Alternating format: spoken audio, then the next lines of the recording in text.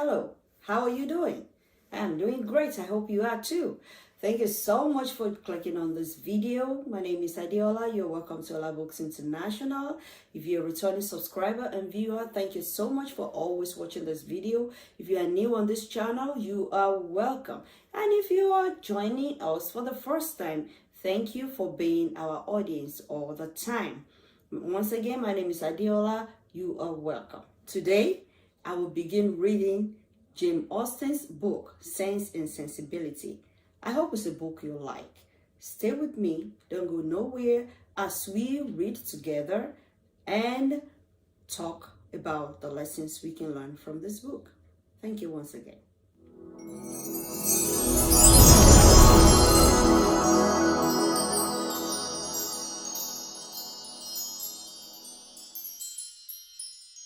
Sense and Sensibility by Jane Austen. First of all, I need to tell you, and I know you already know, if you're an avid reader, if you have been reading for a long time, I know you know that this is a very ancient book. This book was first published in 1811. How many years ago? I'll leave you to do the math. Chapter 1. The family of Dashwood had long been settled in Sussex. Their estate was large, and their residence was at Norland Park, in the center of their property, where for many generations they had lived in so respectable a manner as to engage the general good opinion of their surrounding acquaintance. The late owner of this estate was a single man who lived to a very advanced age, and who for many years of his life had a constant companion and housekeeper in his sister. But her death, which happened 10 years before his own, produced a great alteration in his home, for to supply her loss, he invited and received into his house the family of his nephew, Mr. Henry Dashwood, the good inheritor of the Norland estate, and the person to whom he intended to bequeath it. In the society of his nephew and niece and their children, the old gentleman's days were comfortably spent. His attachment to them all increased. The constant attention of Mr. and Mrs. Henry Dashwood to his wishes, which proceeded not merely from interest but from goodness of heart, gave him every degree of solid comfort which his age could receive, and the cheerfulness of the children added a relish to his existence. By a former marriage, Mr. Henry Dashwood had one son by his present lady, 3 daughters. The son, a steady, respectable young man, was amply provided for by the fortune of his mother, which had been large, and half of which devolved on him on his coming of age. By his own marriage, likewise, which happened soon afterwards, he added to his wealth. To him, therefore, the succession to the Norland estate was not so really important as to his sisters, for their fortune, independent of what might arise to them from their fathers inheriting that property, could be but small. Their mother had nothing, and their father only £7,000 in his own disposal, for the remaining moiety of his first wife's fortune was also secured to her child, and he had only a life interest in it. The old gentleman died. His will was read, and like almost every other will, gave as much disappointment as pleasure. He was neither so unjust nor so ungrateful as to leave his estate from his nephew, but he left it to him on such terms as destroyed half the value of the bequest. But he left it to him on such terms as destroyed half the value of the bequest. Mr. Dashwood had wished for it more for the sake of his wife and daughters than for himself or his son. But to his son and his son's son, a child of 4 years old, it was secured in such a way as to leave to himself no power of providing for those who were most dear to him, and who most needed a provision by any charge on the estate, or by any sale of its valuable goods. The whole was tied up for the benefit of this child, who in occasional visits with his father and mother at Norland had so far gained on the affections of his uncle by such attractions as are by no means unusual in children of 2 or 3 years old.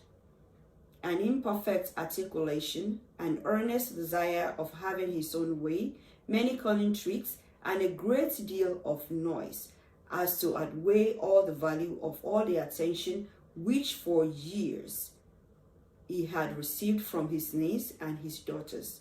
He meant not to be unkind, however, and as a mark of his affection for the 3 girls, he left them £1,000 apiece. Mr. Dashwood's disappointment was at first severe, but his temper was cheerful and sanguine, and he might reasonably hope to live many years, and by living economically, lay by a considerable sum from the produce of an estate already large and capable of almost immediate improvement. But the fortune which had been so tardy in coming was his only one 12-month.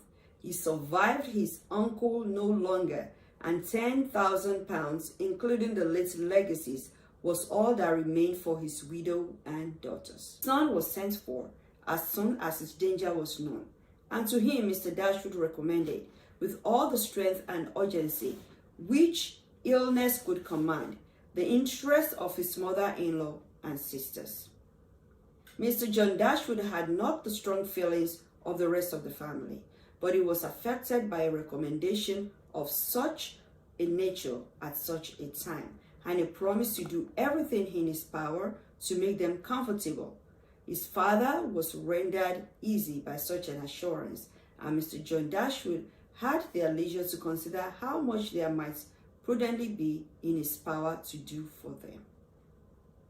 He was not an ill-disposed young man, unless to be rather cold-hearted and rather selfish is to be ill-disposed, but he was in general well respected, for he conducted himself with propriety in the discharge of his ordinary duties.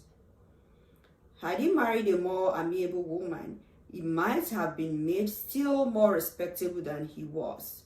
He might even have been made amiable for himself, for he was very young when he married, and very fond of his wife. But Mrs. John Dashwood was a strong caricature of himself, more narrow-minded and selfish.